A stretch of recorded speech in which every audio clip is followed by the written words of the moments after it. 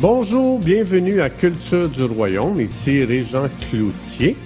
Notre vision est d'équiper notre génération à découvrir leur nouvelle identité afin que tous puissent expérimenter leur plein potentiel.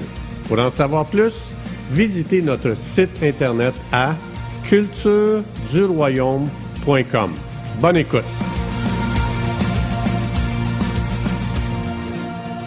Bonjour, bienvenue à la partie 9 de Voir dans le monde spirituel. Donc, j'ai commencé une série, ça fait un petit bout, je vous encourage à aller écouter les autres capsules. Donc, le but de ces capsules, c'est de vraiment nous rendre éveillés et conscients que vous et moi, on opère dans deux mondes en parallèle, c'est-à-dire le monde physique et les domaines spirituels. Et de devenir de plus en plus conscient que ces deux domaines se chevauchent, non seulement ils se chevauchent, mais ils interagissent l'un avec l'autre. Alors, c'est ce que je vais faire ici avec ces capsules. Donc, autrement dit, pour comprendre ce qui se passe présentement avec cette crise mondiale, il faut vraiment devenir conscient de cette réalité afin de savoir comment dealer avec ce qui se passe présentement. Donc, la Bible nous donne beaucoup d'exemples de personnes qui ne sont pas présentes, mais qui voient d'autres personnes faire des choses. Donc ça veut dire que ces gens-là opèrent dans une autre dimension que tridimensionnelle, hein, 3 dimensions. Je rappelle que notre monde physique, on est tellement habitué de marcher par la vue, parce que notre vue peut seulement opérer dans 3 dimensions. Mais quand on est né nouveau, on a reçu des yeux différents. On a reçu des oreilles différentes qui sont spirituelles. Hein? C'est-à-dire que celui qui a des oreilles pour entendre ce que l'Esprit dit à l'Église. Ça veut dire que mes oreilles naturelles n'entendent pas ce que l'Esprit dit, mais mes oreilles spirituelles entendent ce que l'Esprit dit à l'Église. Donc, ça veut dire qu'aujourd'hui, on va aller voir des exemples des gens qui voyaient dans les royaumes spirituels ce qui se passait dans le monde physique. Donc, la raison pourquoi c'est important d'opérer dans une autre dimension, c'est que la scène de notre vie se joue aussi dans les royaumes spirituels. Là, je vais vous donner un exemple. Ici, il y a un homme qui s'appelle Naaman. Le gars, il a la lèpre. Puis le gars, il entend parler qu'Élisée prie pour les gens, puis ils sont guéris, etc. Puis Naaman, il est allé voir Élisée, puis il a demandé à Élisée, je veux être guéri, qu'est-ce que je dois faire? Élisée lui dit, va te tremper 7 fois dans le Jourdain. Bon, il trouvait ça un petit peu ridicule, là. Mais il est allé, il a obéi, et Naaman a été guéri. Alors, Naaman, il a voulu donner de l'argent à Élisée à cause qu'il a été guéri, mais Élisée, il a refusé. Donc, Élisée avait un serviteur qui s'appelle Géasi. Donc, lui, Géasi, il a vu la scène de guérison. Puis, donc, quand Naaman il est parti, il a quitté Élisée. Géasi, donc le serviteur d'Élisée, il est allé voir Naaman en secret pour lui dire « Hey, Naaman, en fin de compte, mon maître Élisée, il va accepter l'argent que tu voulais lui donner. » Évidemment, ça, c'est un mensonge. Et on va aller voir qu'est-ce qui s'est passé dans les royaumes de l'esprit qui se manifestait sur la terre.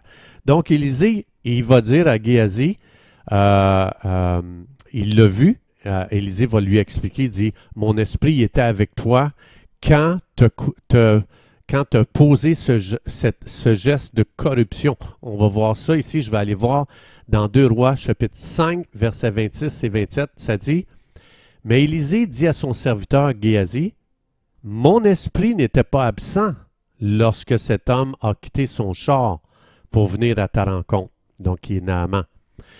Puis là, Élisée est en train de dire, « Hey, Géasi, est-ce que c'est le temps de prendre de l'argent et de prendre des vêtements, puis des oliviers, etc., etc. » Et verset 27, Élisée va dire à Géasi, il va dire, « La lèpre de Naaman va s'attacher à toi, Géasi, à toi et à ta postérité pour toujours. » Et Géasi, ça dit, sortit de la présence d'Élisée avec une lèpre comme la neige.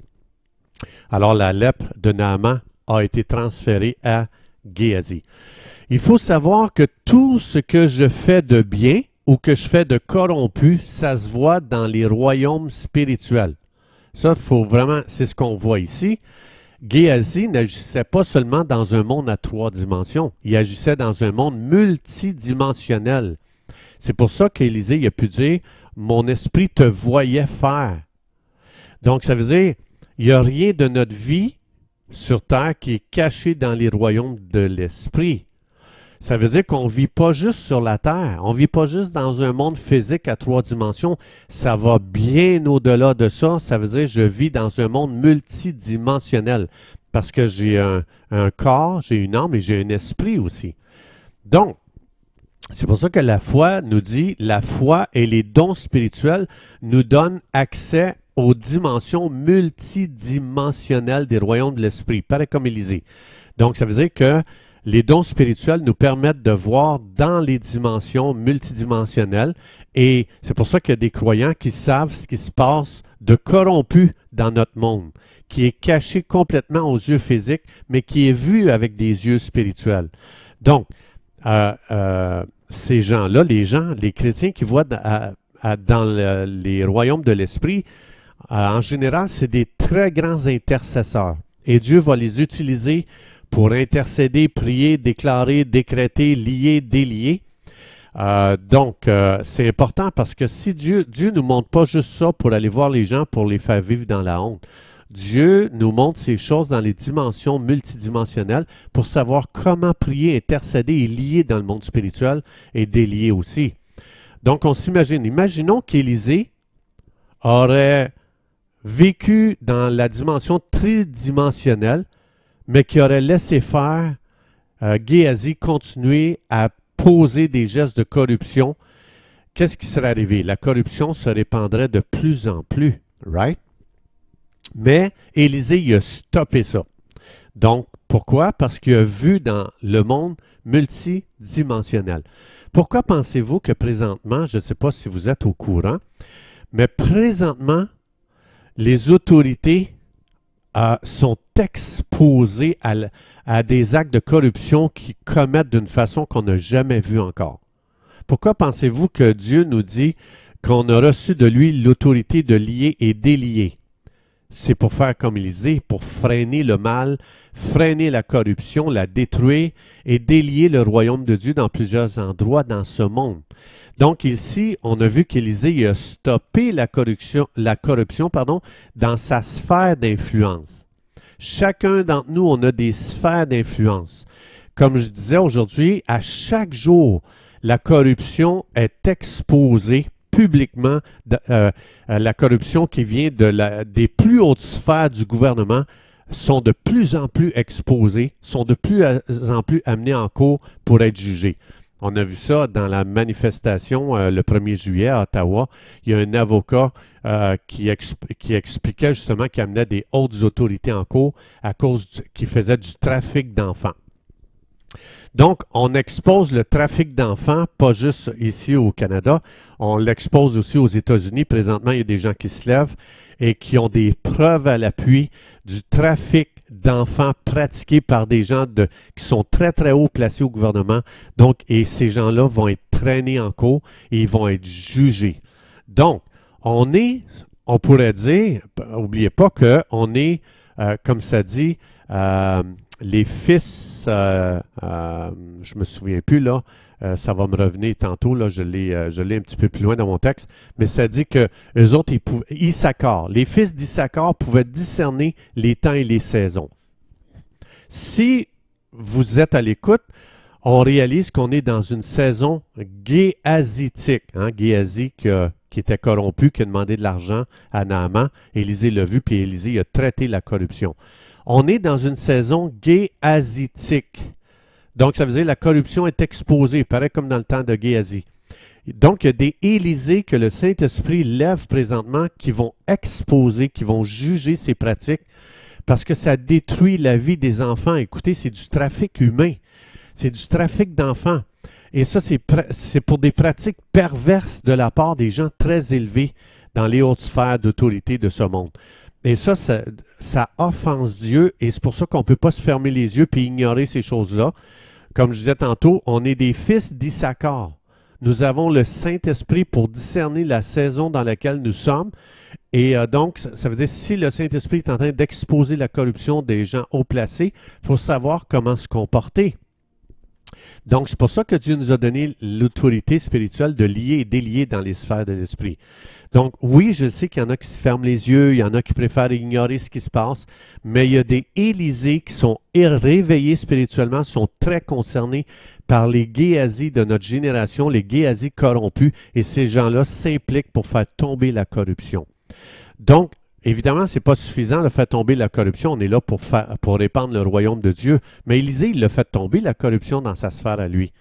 Hein, il a traité Géasi, il ne l'a pas laissé aller, il ne l'a pas laissé faire, puis il n'a pas dit « Ah, Géasi, moi, c'est ça, c'est pas ma sphère, ça, à moi, là.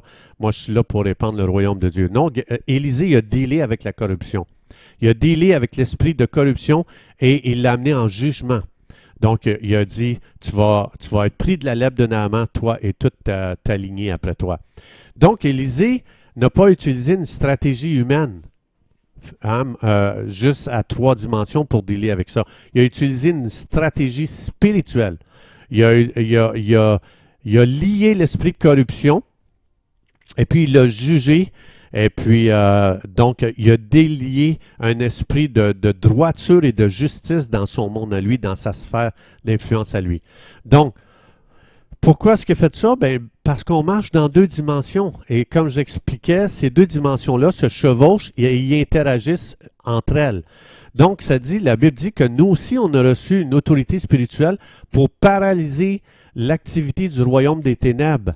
Donc, c'est-à-dire les ténèbres qui opèrent dans les royaumes de l'esprit, on est appelé à dealer avec ça. Hein? C'est-à-dire, on n'a pas à lutter contre la chair et le sang, mais on a à lutter. On a à lutter contre Éphésiens 6, versets 10 à 12, on a à lutter contre des esprits méchants dans les lieux célestes. Autrement dit, on est appelé à dealer avec la source des problèmes. Un témoignage que j'ai entendu que j'ai trouvé très intéressant. Il y a un jour, il y a une association de gens qui pratiquent des activités ténébreuses, sont allés dans une ville américaine, puis ont fait une exposition avec plein de kiosques, puis c'était toutes sortes de pratiques satanistes qui ils faisaient plein de choses pour initier les gens au satanisme, à plein d'activités ténébreuses. Puis il y a un chrétien que lui, quand il a entendu ça, ce qu'il a fait, il est allé marcher autour de leur site et il a commencé à prier, à intercéder, à louer, à déclarer, à décréter, et il a commencé à lier tout esprit de mensonge, tout esprit des ténèbres, il les a liés. Il a lié tout esprit de tromperie, et savez-vous qu'est-ce qui est arrivé? Ils ont été obligés de lever leur campement, parce que ces gens, ils disent, puisqu'ils sont inspirés par le royaume des ténèbres, ils ont dit, ils sentaient tellement de résistance, ils se sentaient paralysés. Ils n'étaient plus capables de pratiquer leur pratique sataniste de ténèbres. Donc, ils ont senti une puissance supérieure à la leur. Le Saint-Esprit agissait avec cet homme de Dieu qui marchait autour de leur campement. Et ces gens-là, donc Dieu y est venu, il a invité les anges de Dieu à venir combattre, il a demandé du renfort du ciel, et ces gens-là ont été complètement paralysés. Donc, ils ont levé leur tente et ils sont partis. Le combat il a été gagné premièrement dans les royaumes spirituels. Donc, ça s'est concrétisé et ça s'est manifesté ensuite dans le monde physique. Pourquoi? Parce que comme je vous expliquais depuis le début, les 2 sphères dans lesquelles on marche sont en parallèle. Hein, le monde tridimensionnel, le monde physique dans lequel on vit, ce monde que Paul dit, on ne marche pas par la vue, mais on marche par la foi. Et le monde des royaumes spirituels multidimensionnels. Donc c'est vraiment, sont en étroite collaboration, puis c'est pour ça qu'il faut savoir que vous et moi, on opère dans ces dimensions-là. C'est pour ça que c'est le temps pour vous et moi, dans le temps qu'on vit présentement. On vit dans un temps où est-ce que c'est une crise mondiale. Il faut savoir que ça, c'est initié dans les royaumes de l'esprit, et c'est pour ça que Jésus dit, je vous ai donné l'autorité de lier et de délier, et c'est le temps pour nous, Pour nous, les gens qui comprennent ces réalités-là, c'est à nous de se lever et de faire comme ce croyant il a marché autour de ce site qui faisait des pratiques à partir du royaume spirituel des ténèbres. Mais il faut savoir que vous avez cette autorité-là.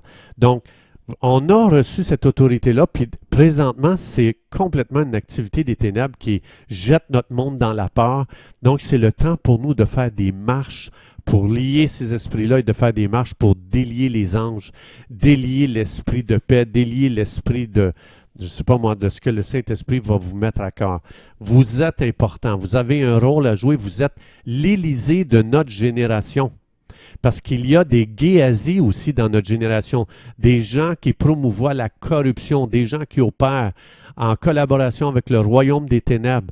Mais vous avez une autorité plus grande que ces gens-là. Vous avez reçu une autorité spirituelle. On ne peut pas laisser aller le trafic d'enfants qui se fait présentement, même ici au Canada, même aux États-Unis, partout dans le monde.